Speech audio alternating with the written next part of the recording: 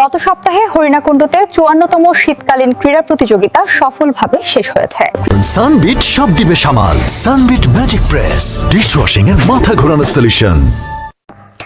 হরিণাকান্দা প্রতিনিধি আব্দুল্লাহ আল মামুনের ভিডিও প্রতিবেদনে আরো বিস্তারিত। হরিণাকুণ্ডুতে ৫৪তম শীতকালীন ক্রীড়া প্রতিযোগিতা সম্পন্ন। ঝিনাইদহের হরিণাকুণ্ডু উপজেলায় ৫৪তম জাতীয় স্কুল মাদ্রাসা ও কারিগরি শিক্ষা শীতকালীন ক্রীড়া প্রতিযোগিতা ২০২৬ সম্পন্ন হয়েছে।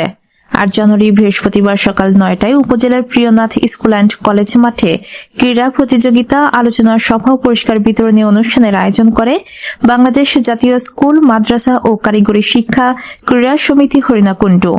দিনভর উপজেলার বিভিন্ন শিক্ষা প্রতিষ্ঠানের শিক্ষার্থীরা ক্রীড়া প্রতিযোগিতায় অংশগ্রহণ করেন। এ সময় শিক্ষা প্রতিষ্ঠান সমূহের প্রধানগণ এবং শরীরচর্চা শিক্ষকগণ উপস্থিত ছিলেন।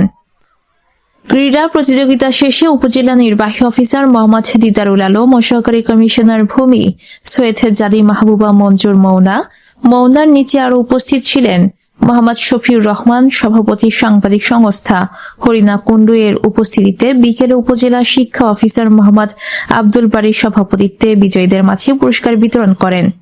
এ সময় সংক্ষিপ্ত আলোচনা সভায় শিক্ষা অফিসারের পাশাপাশি অতিথিবৃন্দ বক্তব্য প্রদান করেন। উল্লেখ্য, উপজেলার মাধ্যমিক শিক্ষা অফিসারের তত্ত্বাবধানে ক্রীড়া প্রতিযোগিতা অন্যান্য শিক্ষকদের সহযোগিতায় এ সকল ক্রীড়া শিক্ষকদের দায়িত্ব পালনের মাধ্যমে আজকের অনুষ্ঠানটি ধারাভাষ্যকার ও সার্বিক সঞ্চালনায় ছিলেন জাহাঙ্গীর হোসাইন।